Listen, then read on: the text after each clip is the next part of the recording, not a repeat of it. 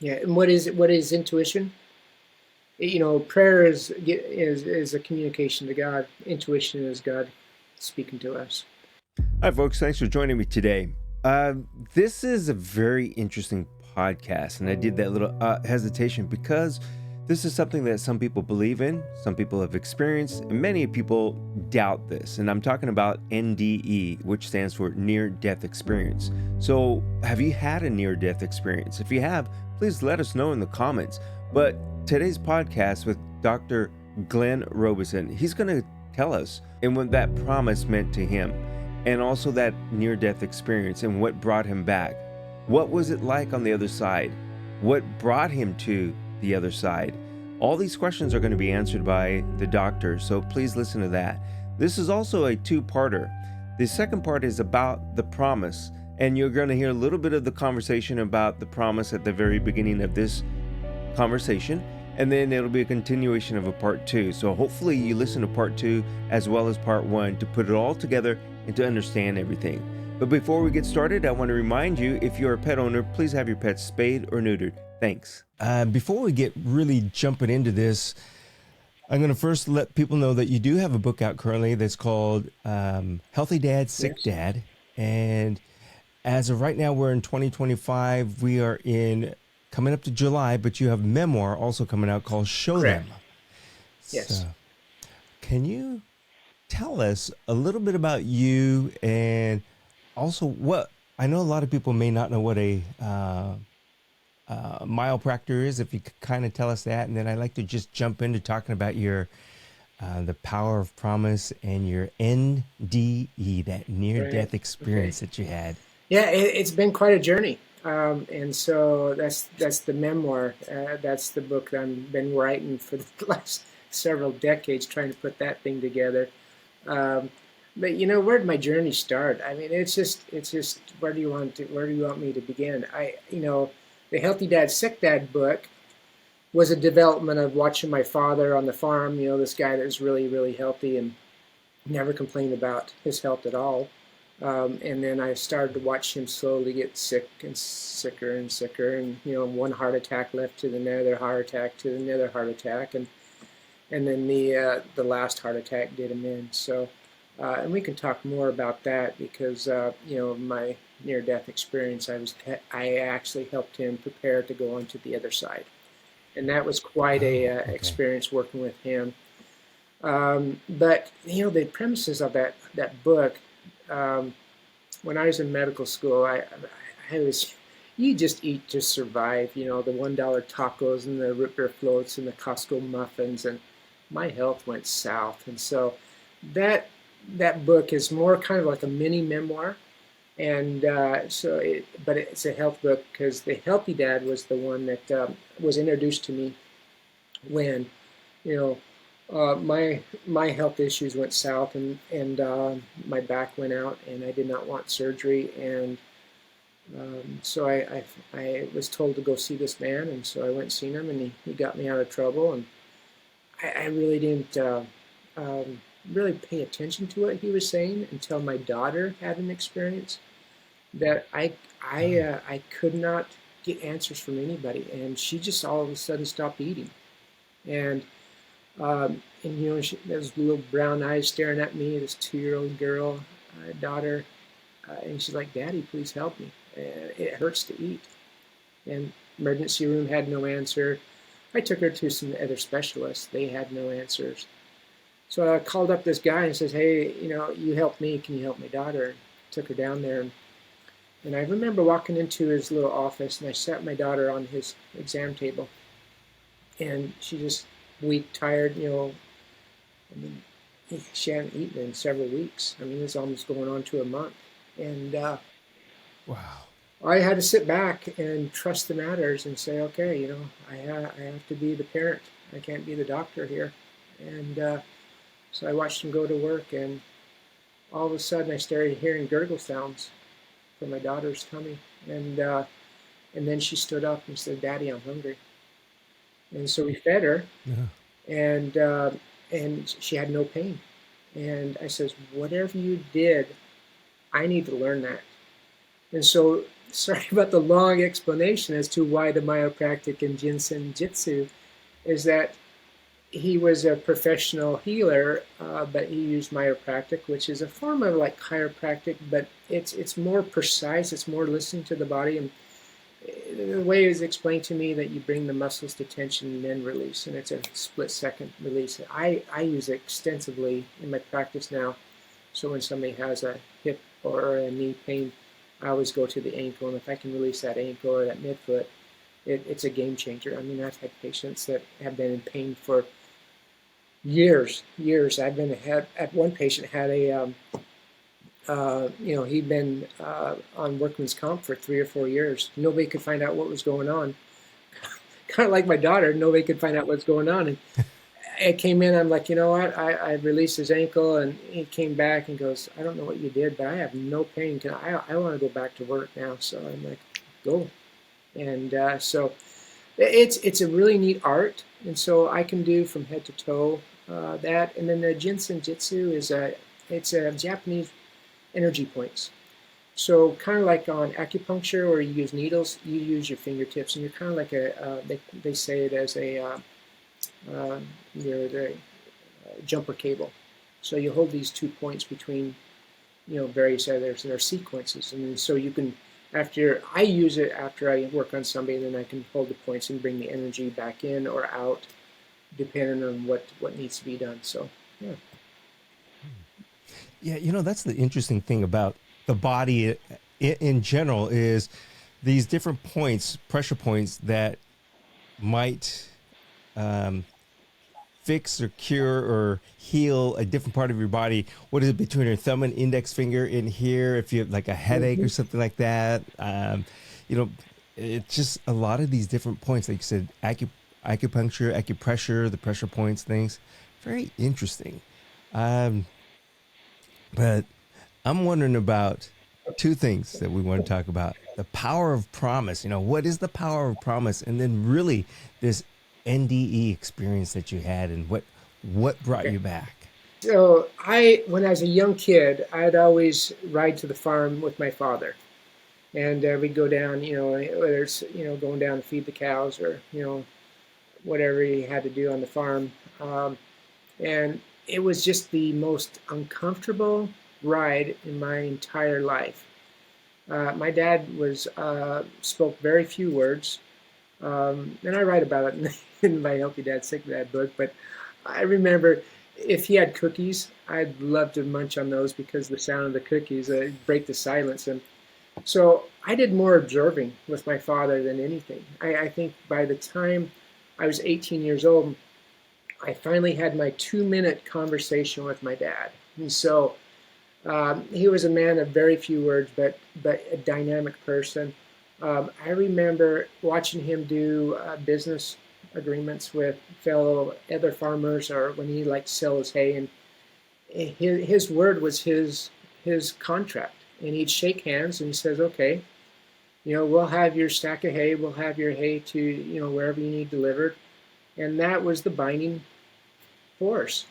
And so the more I observed, the more I'm like, man, he never had a pen, he never had a piece of paper or the clipboard, and never had somebody sign anything. And so that impressed me quite a bit. And so I think when I started working in the grocery store and started helping people out at a very young age, 12 years old, I started to see how important your words were. When you says, yeah, I'll have your food delivered to you, then you do it. And so I maybe became part of him. So jumping ahead into college, I had a really, really close friend of mine. He is from Tonga. His name is Corona Natavai, not like the COVID.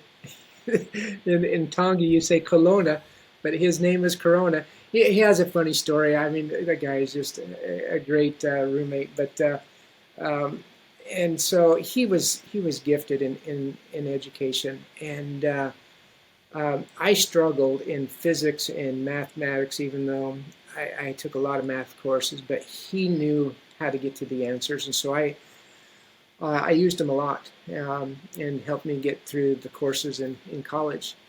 And I remember in library one day, we were walking through the library, and I says, Corona, I says, if I ever make it through medical school, I says, I promise you I'll go back to your people in Tonga and treat them. And he probably didn't think much of it, but for me, it was a driving force for me, because once I said I'm going to promise that I'm going to go back and treat your people, it was in the back of my mind. So I did make it into medical school, and even days like being homeless, my first month, I remember I got kicked out of my own place. I was sharing a apartment with this family, and I came home one day and they said, just get out. I said, what do you mean get out? They said, yeah, get out. So I actually found a friend and I slept on his laundry room floor for several weeks, and then I even slept at a bus stop and going to school. So days like that, it was very trying, and so you might like, man, is it worth it? And there's so many other things that just that 4 years of medical school was very. It was a challenge, and so I that bet. promise that I made to him, kept me going.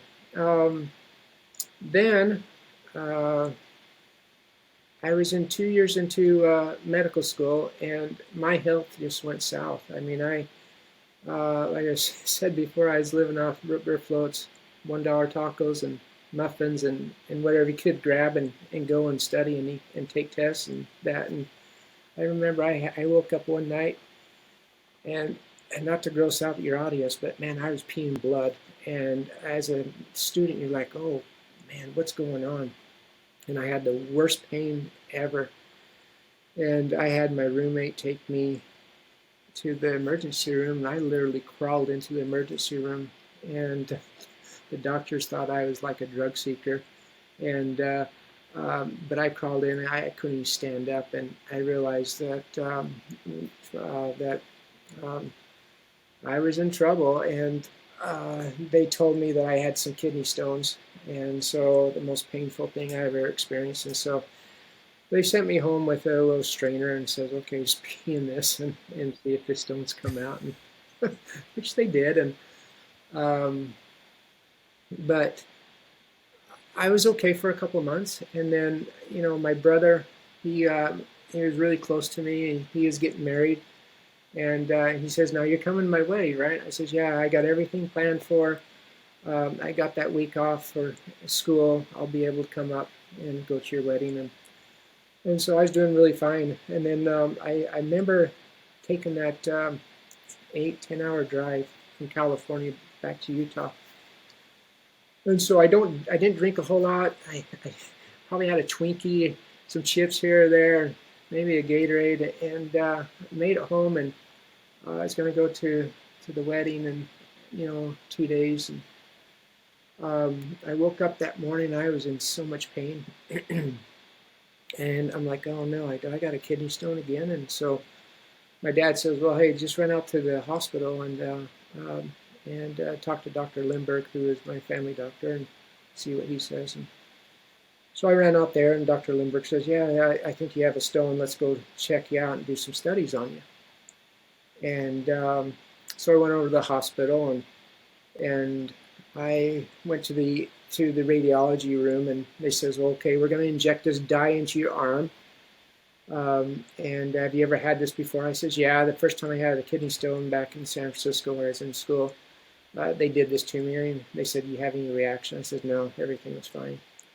And so they took this huge syringe. I mean, it was like this, man, I don't know what it was, but then they just loaded that stuff into my arm. And I got this awful taste in my mouth I hadn't experienced before. And the radiology tech says, okay, I'm going to go back and take a picture. She took a picture and came back, and she repositioned me, and then she went to go take another picture, and something told her go back, so she never went and took a picture. By the time she turned around, I was completely blue. I was gasping for air. My throat had shut off, and I was fighting everything and anything to breathe.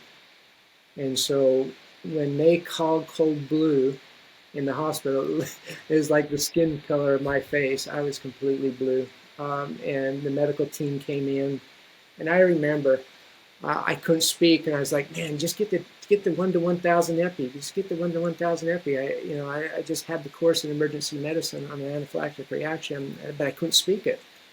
And all they had was 1 to 10,000, and so they pumped that into me, and then my heart was going up and down, and they're pumping me a bunch of other things. And it was getting scarier and scarier and scarier. And then all of a sudden,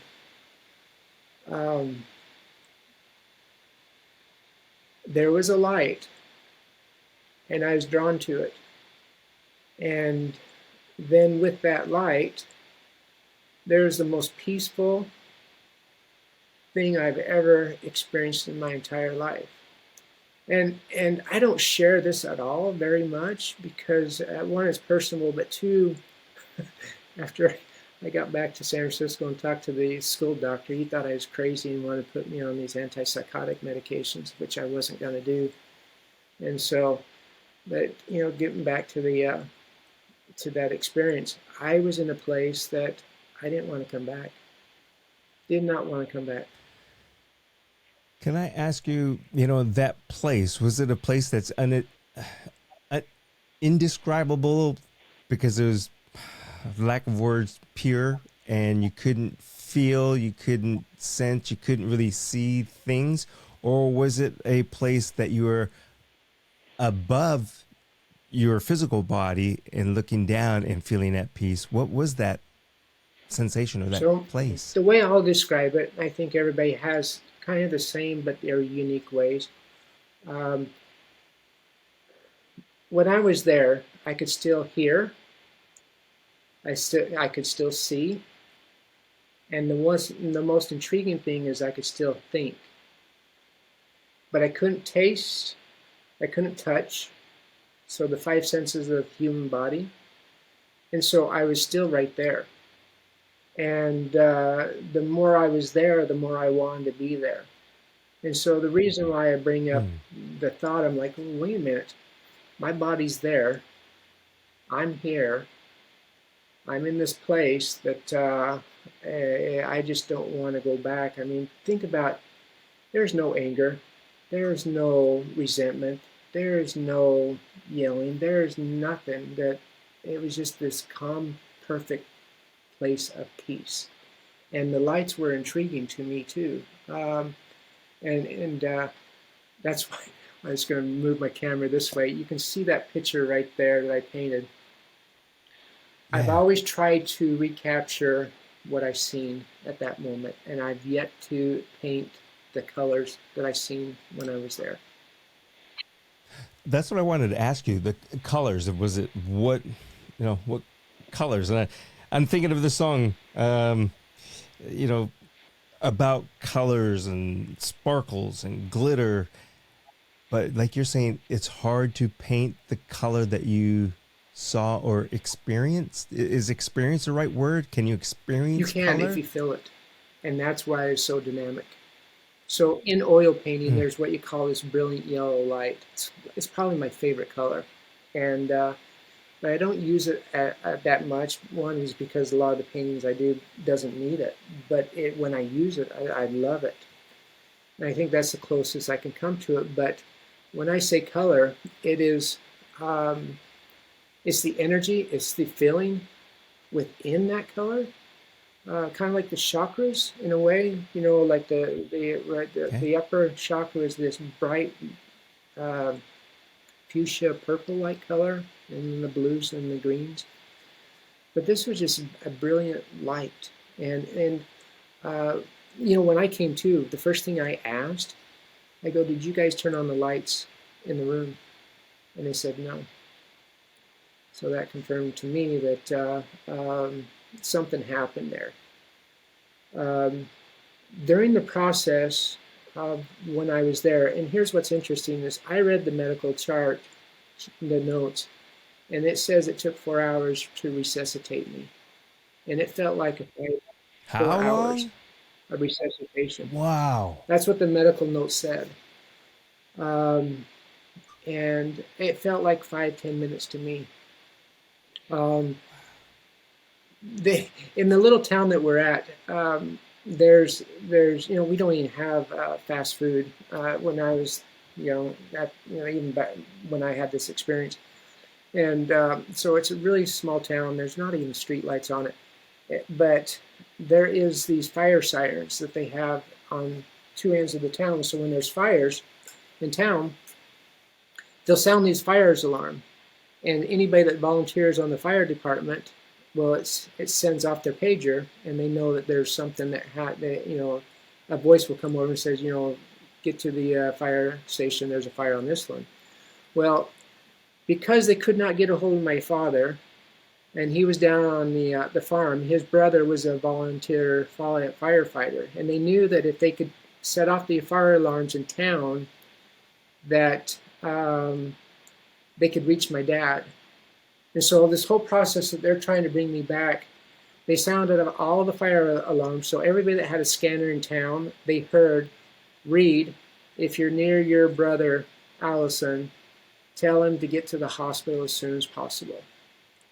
And so I can only imagine what he was going through. I lost a brother before I was even born. I think he was like 6 weeks old. And so I'm sure my father was probably at the farm, and when he came home, his child was gone. And so I say that because he went home, he showered, he put on a clean clothes. He didn't go directly to the hospital. I thought he was ready in his mind, he probably thought he was going to bury another son. And he came to the hospital, and yeah, but That's pretty dang incredible. I want to ask, if you don't mind, and I don't know if you use the word, drawn or drawn in or pulled, but I would imagine that a lot of people, out of curiosity, want to know, when you're at that point, I'll call it the, before you cross the line, and we say, or you hear people say, I see the light, or saw the light, or a place. Did that light draw you in, or like pull you in, like forcing you to go? to me, it drew me in.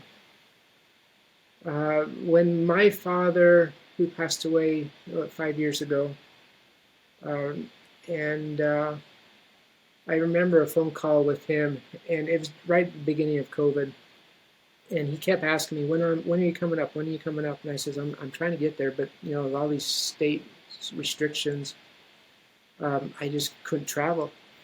And so I called him up. I said, Dad, look, I'm going to be coming up in a week. I'll be there on Friday. And he said something to me. He says, Glenn, he says, I did what you asked. He says, I have no more resentment at all. It's gone.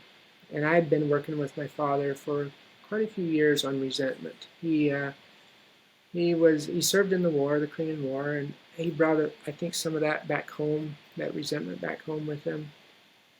And he felt like he was never a successful father, even though he had 9 children. He was always at the farm. And so he carried a lot of resentment with him. And when he says, I have no more resentment at all, I says, okay, you can start to prepare to go now. And then I talked to him. I says, when you see the lights, don't run from them, run to them. Now, But what pulled you back, though? Because you were at that point of seeing that light. so I went to the light. I was in that light. Okay. But what brought me back, again, I was amazed that I could still think. And I'm like, wait a minute here. I can still see, I can still hear everything going on, and I can still think. So the first thought that came to mind is, I promised my brother I would go to his wedding. And it was right then that I asked, can I go back? Because I didn't want to come back. Mm. And I says, could I please come back? I made a promise to my brother. And I was granted that. And here's what's interesting about that discussion right there is that the doctors, when I came to, they says, I don't know how you're here because either you have a strong will to live or you have something very important to do in this life, but you shouldn't be here. And even them, they were just amazed. So to me, I think the power of the promise, that promise, had I not promised my brother to that I'd be there to his wedding, I wouldn't be talking to you today. I would not be talking to you today. I'd be on the other side, Wow. experiencing this life that I wanted to stay with. But I think when people have death experiences, yeah, there's a tunnel they talk about, there's the lights they talk about. But I think that what they don't talk about is the one thing that you and I and every listener has, and that's a physical body. Now, you said to me, where's this place? This place is around us. We don't get sent off to some galaxy or some far off place. We're right here. You know, and when you lose a loved one, you can kind of feel that they're there. Well, they're there. They're right next to you. They can't touch, even though a spirit wants to touch so much. Their biggest desire is to physically touch again, and they can't do it because they're on the other side. Even though they like that place, they're drawn to that physical touch, and I think that's what keeps everybody here on this earth, whether they know it or not. Even the most depressed, or I call it most frustrated people, because deep down they know that once they step to the other side, there's no physical touch. There's no giving your spouse a hug or holding your child or playing with your dog. Whatever it is, it's gone. I I want to throw this in here real quick because what we're talking about, I hope, and again, this is kind of off topic, but if there's anybody out there that is depressed or suicidal or thinking about that, please reach out, find an expert. But also take into consideration, like you're saying, Glenn, is that once you go beyond, there is no physical realm of touch and feeling sensation, that physical touch of love, whatever it is, and that's a great feeling, and you won't have it. So, seek that help, and stay Yes, here. yes. And it's real. Uh, Depression is real. I think most people are frustrated in the situation that they're at. I see so many people. Yeah, I won't go down that road, but I see people that are frustrated, and if you take that one element out of their life that's making them frustrated, they're like, oh, whoa, I can function. And so, yeah, yes, I mean that is something else where we might be in that position where whatever that one thing might be that's bringing us down, we look at somebody else and say they have everything, they're so lucky. You don't know, you're looking at one thing of that other person, whether it's a person or a celebrity, and saying they have it all, but you're only looking at one thing and saying they have it all. They may not. So we are all human beings. We're in that same position. Like I said, if you pull that one thing out, maybe everything's going to be fine. I'm glad we kind of veered off into this direction. And so the other thing I want to ask you about your near-death experiences, since you've been back, since you've come, that sounds funny, since you've been back, yeah. Glenn, what what what has changed in you, and what have you learned? Um, I mean, are you more emotional about things? Are you more aware of other people's feelings and emotions? What is it that's I would say I'm changed? more sensitive In to people and their personality. you? Um, I'm, especially my patients. I remember there's a patient that just told me that he got diagnosed as having cancer and he didn't have more than 3 to 4 months to live. And I was like, oh, I'm so sorry. And I opened the door, started walking out of the room. Something says, go back and talk to him. So I went back, sat there, and I go, hey, let's talk. And so, like my father, I talked to him and I helped prepare his mindset. You know, he was fighting the cancer and everything, but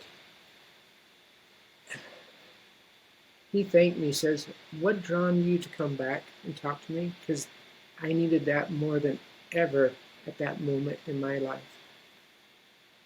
My intuition, my gut. And that's not the only time that I've been drawn to that. I've helped hundreds of patients over the years, you know, that have ready to pass on, or I've helped family members that miss their loved ones so much that like one lady, she was so close to her mother. And I told her, and this just came out of my, it just spilled out of my mouth. I go, you know, those feelings of sorrow and grief that you're having right now? I can tell you your mom doesn't like it because she is in this perfect place of peace and harmony. And so when you harbor this sorrow and grief and sometimes a little anger, it starts to set her away from you. If you really want to draw yourself to your mom, then have love and joy in your heart. And you'll start to experience things like you've never experienced before, because that's the harmony that she wants to be there with you. But when you start to have sorrow and grief and these other little negative connotations, I call them, you're only repelling her, but she's right there with you. And I can feel them. I can feel what's around me. I can still see things to a degree. For instance, when I'm walking with my dogs at night, there are certain lights, street lights, that will, like Morse code, flash, and then some will be green, some will be yellow, some will go completely out. I mean, it was with me in college, but even more so now than ever. I was on a date one time walking across campus. I told the girl that I was on a date with, I says, hey, see that light up there that those couples are underneath? I go, when we walk underneath it, watch what happens. And we walked underneath it and went out. And it was like my little light that I call my guardian angel, that because I get a good feeling about it. And it freaked her out. I never had a second date with her again. So, yeah, but yes, I'm more sensitive. I'm probably more in tune with other people's feelings. And when I'm prompted to say something, I'll say it, and then carry on the conversation like we are. I can tell you this: death does not scare me one bit. I think so many of us out there right now are so afraid to die that we forget how to live, and Yeah. and so, you know, um, it shouldn't be that way. But at all means, you know, take advantage of this opportunity, find out what your true potential. And here's something else that I'll mention that probably not heard much about when with death experiences. Most of us never find out our really true potential.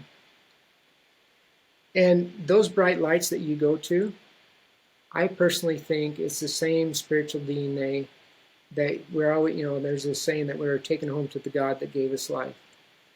We are actually, that's the first time in life that we see our true potential. It's the brightness within us. And so I try to help people understand their potential. That actually the light you're drawn to is your potential that's inside you. And yeah, it's in the environment of being back to the God that gave you life. And I'm definitely a God believer. Um, and so for any of your listeners out there, you know, if you believe in the universe or whatever, I don't mean to offend or hurt or harm you by the words I just said, but there's been too many experiences in my life to say that there has to be a God in my life. So I also want to add to all this conversation because it kind of didn't. You went that direction, but we didn't really say anything. But that loneliness is can be a detriment. Um, so if you're alone, you feel that loneliness, become depressed, you begin to lose yourself, and I think that in itself can lead you in one direction where you're seeking to see that light, meaning that suicide, or or maybe not that deep, but still that human connection is very important. That conversation, if you feel it in your gut, like you said, you're leaving your friend who was diagnosed with the cancer and something told you to go back and talk, and your friend said that was what I needed. Mhm. If you feel that, go talk to Yes. somebody. If you feel it in your gut right now, I need to call somebody. I haven't spoken with them in a long time. Pick up the phone, whatever it is, do it. Sometimes that gut feeling is that intuition that we have to go by. Yeah. And what is intuition? Prayer is a communication to God. Intuition is God speaking to us. So, yeah, And it doesn't always have to be about me. right. It could be that intuition about like someone else needs that help, Exactly. and that's your that's your place to Yeah. shine, And I can tell you this, that right? anybody right now is in that frame of mind.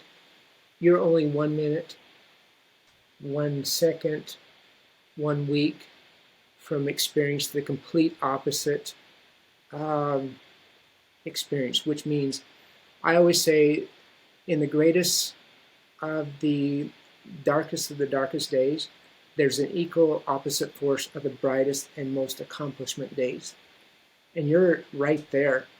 You just got to just take another breath, get through that thought and process, and take the other step, and you'll see the world that is open to you like I've never seen before. And that's why I paint. That's why I write books on. And I mean, this is a whole nother subject matter I can even go into. And I haven't even talked about the promise I made to Corona and going to Tonga and what I experienced there. But I've been where you're at. Even experiencing what I experienced, there was a part in my life where I went through a horrific divorce. I don't talk much of it. I lost all four of my kids, haven't seen them in 10 years, and I wanted to end my life. Even with all the accomplishments I've had. And I walked away from it. And within 3 days, I met an art teacher that helped me to start painting again.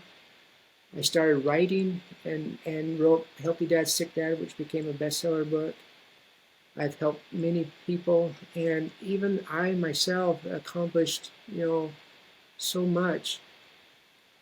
Frustration and depression is real, but just Yeah. just take that extra step. Just don't do it. Do not do it. There's so much valuable. I mean, you have so much to offer. Every single person here has so much to offer somebody else, and if you're not here, you're only cheating that other person that you could so help. And so, yeah, my heart goes out to you, and I'm here for you. Um, and even though what I experienced in my death experience, I wasn't ready to do that again to myself because I know what would have happened had I done that, and I'm not going to discuss that here. So, but what I experienced was real, and with my own death experience, um, and it will always stay with me. I don't need psychotic medication, contrary to what that doctor wanted to do to me. But it's real. It's here. It's been a great life, and yeah. So Well, there are an infinite number of doors to open, and there's no opportunity, no chance that we're going to open all of them. So, like I said, if you're at that point, start opening the doors. Open more doors. Something is going to be right there in front of that door when you open it, and you're going to say, "Ah," and that's that purpose. If it's not a life purpose, it's a purpose for the moment. Seize the moment and do it. Do that thing that's going to make you or make somebody else happy. Absolutely. Yeah. I hope you enjoyed part one as much as I did talking to Dr. Glen Robison. So there's part two on this is going to be a continuation of the promise that we mentioned at the beginning of this podcast. And this promise is something that is very important in his life, and it really played an important role in what you just watched or listened to in part one. So please sit back, listen to part two, and again, please leave any comments, please follow, like, and please share this because it really helps grow this channel. And again, please, if you're a pet owner, be responsible and have your pet spayed or neutered. Thanks.